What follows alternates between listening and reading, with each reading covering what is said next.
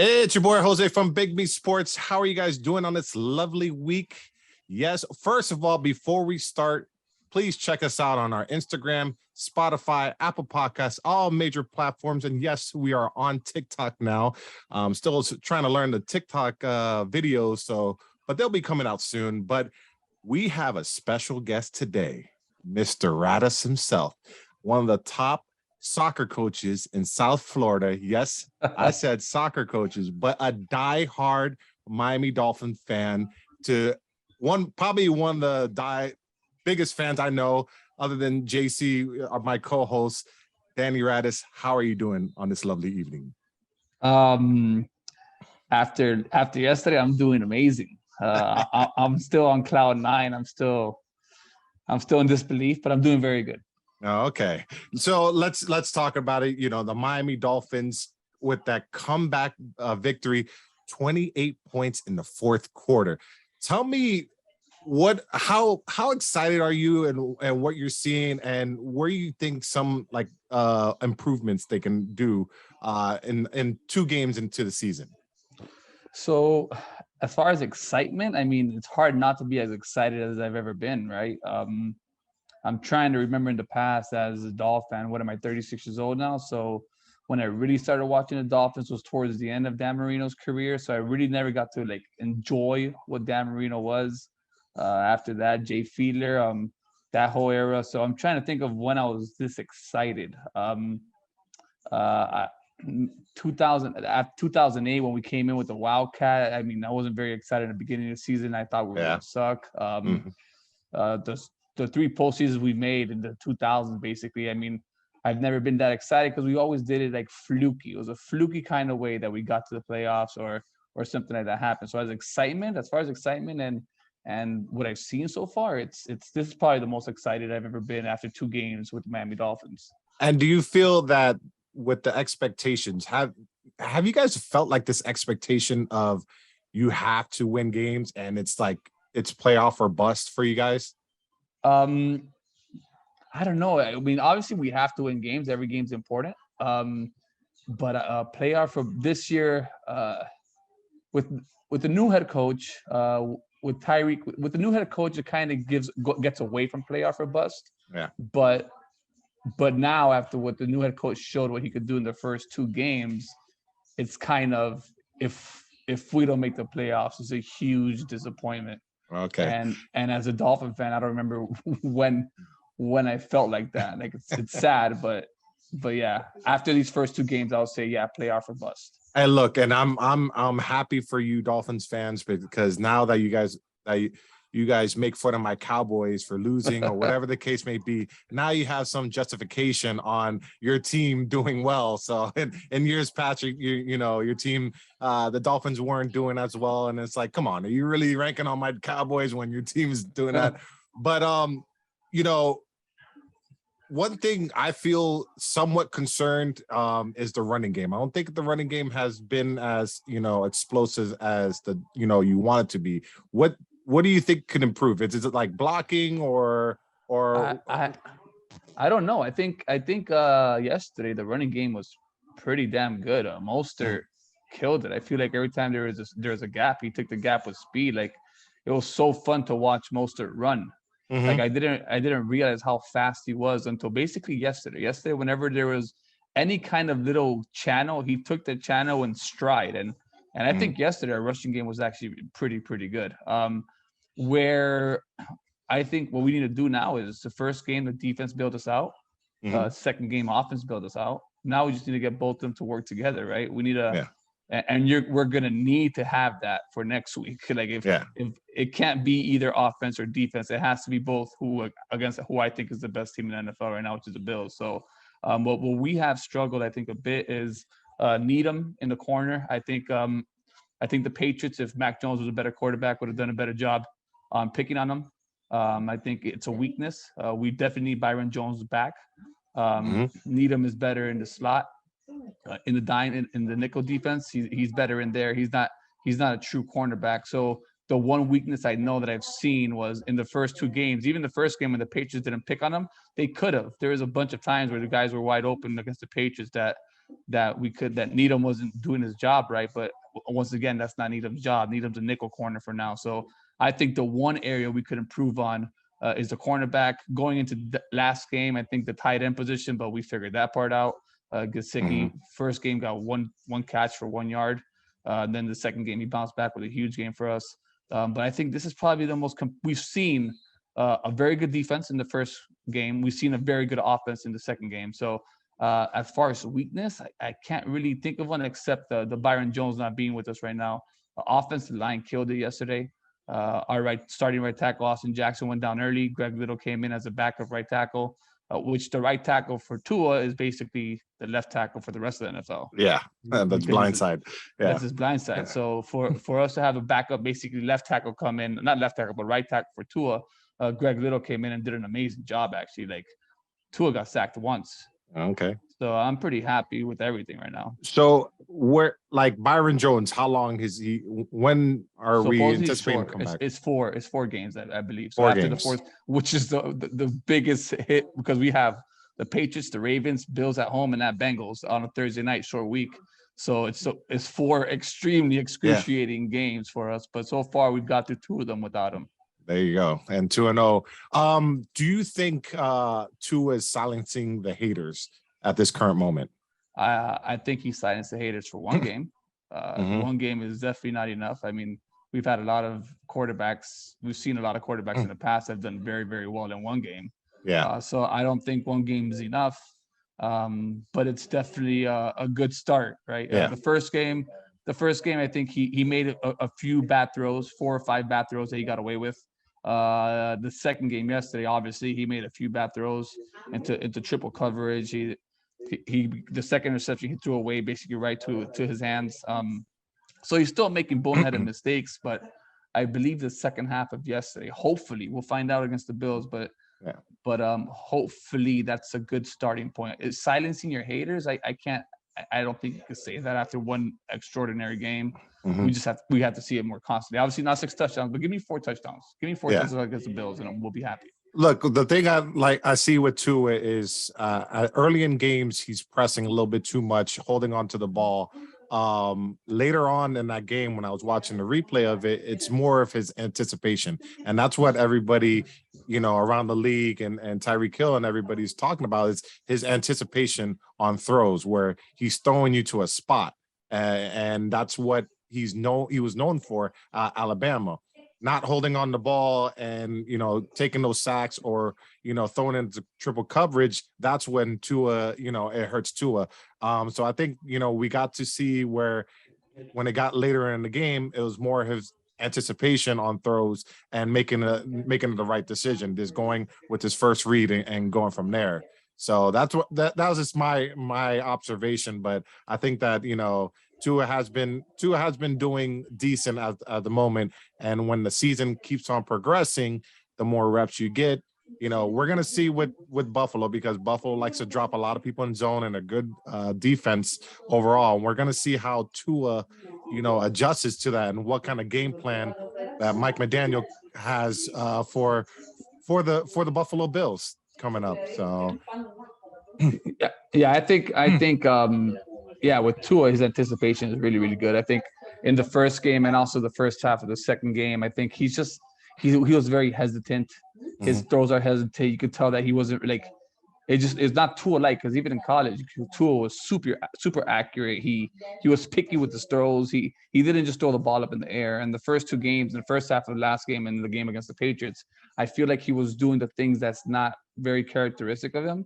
Maybe the fan base, maybe he wasn't try to impress the fan base, but second half yesterday, and Mike McDaniel said it, that he wants his quarterback to have fun, and I think he told Tua that I just want to see you have fun, and they just looked in the second half of yesterday, like he was having fun, like the way he stepped into the pocket, that touchdown throw to Jalen Waddle, the one to Kraft that he slid he slid to the left, there's one to Waddle for the win that he slid across the pocket. Like, he was just having fun. He was picking his pockets. He was picking his channels. He wasn't afraid. He was trusting his O-line. He didn't look like he was running crazy in the back, which we've seen in the past. In the second half of yesterday, he looked extremely comfortable. So yeah. Hey, look, Dolphins are 2-0. It was just a crazy game because I literally stopped watching the game after halftime because I was at a party and checked my phone and I'm like, how the hell are the Dolphins and Ravens tied right now? Like, or yeah, and you guys went up and won the game. I'm like, this is crazy. Like, I did not see that coming. You guys are down by big, and it's like, wow, it's something. It's a lot of excitement here in the 305 right now. And I'm just happy. I'm happy. You can see it in the tailgates, going to the first tailgate, how excited people are for this team. And I think they're going to be doing good. I think, coming into this Buffalo Bill game, and it's going to be a test because just watching Buffalo right now and whoop up on Tennessee, it's going to be a test. But I want to see these two high-powered offense go at it. And it's going to be a great game this upcoming week. So we are going to go transition to the Dallas Cowboys versus the Bengals. Look, I'm just going to talk real quick about it because it's more of a, Dolphins podcast because I have you on here. But look, Dallas won 20-17. I had no hopes in winning this game because, look, we had Cooper Rush, playing as our quarterback. The Bengals, which just came off a loss. I was like, no way. Hey, Jamar Chase is going to go wild on us. Burrow, he might go those little quick slants, might take it for 80 yards. But this defense, and I've said it before in other podcasts, this Dallas defense is serious. They're going to win us a bunch of games because our offense is not going to be clicking, and they're going to be helping us at the beginning of the season. And it's crazy like how Micah Parsons is just crazy enough on the edge that he just causes havoc. He causes havoc, and if he doesn't win, I think he's right now setting himself as Defensive Player of the Year. But Joe Burrow, I don't know what is going on with him right now. Lost 2 games. He has more interceptions than touchdown throws. That O-line that they said that they revamped got sacked 6 times yesterday. So it's crazy. But Cooper Rush, 19 for 31 for 235 yards and 1 TD. And Noah Brown, look, and I still say it again, we scored 17 points at the beginning. And then second half, only 3 points. And it comes down to Kellen Moore. Don't know how to make in-game adjustments, and it sucks. I think the only reason that it's holding us back is Kellen Moore. So, but anything to chime in on my Dallas Cowboys there? No, Mika's a beast, man. Mika's a beast, and he was going up against what I think, like you said, you pointed out, Bengals last year made it to the Super Bowl and almost won the Super Bowl with probably the worst offensive line in the NFL. Yeah. So that's all on Joe Burrow, right? Like Joe Burrow getting used to playing with just bad players in front of him, protecting him. And Mika Parsons yesterday made it shown. Like he was just tossing those offensive linemen. He was tossing. It looked like an NFL player was playing in college football. Yeah, he was making work of Lyle Collins, our former Dallas Cowboy, and he was putting him in on a spin cycle. Oh my God, it's just this guy. Us Cowboys fans don't deserve him, but I'm glad that we got him. And he grew up a Dallas Cowboy fan, so I'm glad that we have him. And then Diggs. Hey, look, and Diggs, he brought it out there. Like 1 catch for 3 targets, Jamar Chase had for 6 yards. Yeah. And there's a lot of trash talking at the beginning. There's a lot of trash talking of, not technically sound and stuff like that. But I just think that kind of put some fuel on the fire. I'm one of those guys. I'm not a big Diggs fan. Mika Parsons, I'm a big fan of. Diggs, I'm not. I'm going to say it was more because of the defensive line of why Diggs was able to cover Jamar Chase. I think it was your D-line makes it much easier for the cornerbacks, obviously, because the quarterback is rushed the whole time to make any kind of throw possible. So, I mean, still you shut down Jamar Chase, but I think it's more on the D-line than Diggs. I'm not a big buyer into Diggs. I think he's overrated. Hey, look, but that one game, I like Diggs because we have a free safety and a safety that can help with Malik Hooker. Most of the time that he got beat last year with was KZ at the safety, so he was not reading the play right. So, but Diggs still hasn't gotten an interception this year, so we're still waiting on that. But yeah, no, he's one of our best corners. He's the only corner that we really can truly count on for being physical on tall wide receivers. Yep. So yeah, but to before we end this podcast, I got a question for you. 0-2 teams. Which one are you more surprised about? The Bengals or the Raiders? Let's not forget they're not 0-2, they're 0-1-1, but the Colts are probably right there at number 3. But the Colts, Jacksonville Jaguars, and Texans, and they're 0-1-1, and they should have lost to the Texans. But to move on from that, I mean, that's a pretty easy one for two reasons. One, the Bengals are the defending AFC champions, right? Yeah. And then two, the Bengals played Mitch Trubisky and Cooper Rush. The Raiders at least played Kyler Murray and my boy Herbert, right? Yeah. So if you were to tell me the Raiders start 0-2, I'll be like, yeah, that's possible. The Cardinals and the Chargers. Now, if you would have told me the Bengals start 0-2 playing against Mitch Trubisky at home and then playing against Cooper Rush, I would be like, you're crazy. I would give me a minus 1,000 on that. Look, you make a good point there, and I was going the opposite way, and I was saying the Raiders because they were talking about this offense for so long with Devontae Adams, Waller, Hunter Renfrow, and the whole package, and Derek Carr, that's supposed to be a top 5 or top 10 quarterback, which I think he's out of the top 10, but that's another discussion. I just think that for them to be 0-2, and yes, you make it a valid point that the two teams that they played, but Arizona Cardinals they were up by so much. It was 20-3 that they were up, and they couldn't finish the job. You get what I'm saying? Like, I just feel that the more disappointment is on the Raiders side. And I get the Bengals. Yeah, it's they're like right there. I'll give them like they're not too far. But the Bengals are a proven commodity. They're a proven team. They made the Super Bowl and they should have won the Super Bowl. And basically the same team came back. And the same team that was in the Super Bowl, who did they beat to get to the Super Bowl last year? I don't even remember. The Chiefs. The Chiefs, right? Like the same team that beat the Chiefs is a team that lost to Mitch Trubisky and Cooper Rush. But do you think it's more of a team that just caught fire at the right time last year, or you think that they are that talented? There is no catching fire. They won their division, didn't they? Like, they were the best team in their division. And that's a tough division. Like, there is no catching fire. It's they were good all year. There was, like, obviously in the beginning of the year you weren't expecting it, but throughout halfway through the season you're like, okay, this Bengals team is real. And then to make it to the playoffs with a tough AFC playoff, to make it to Super Bowl, like, and then that's what I'm saying. Like, there's, like, I understand the hype that the Raiders had. It was kind of like the same hype that the Browns had when they got Odell Beckham and all these people.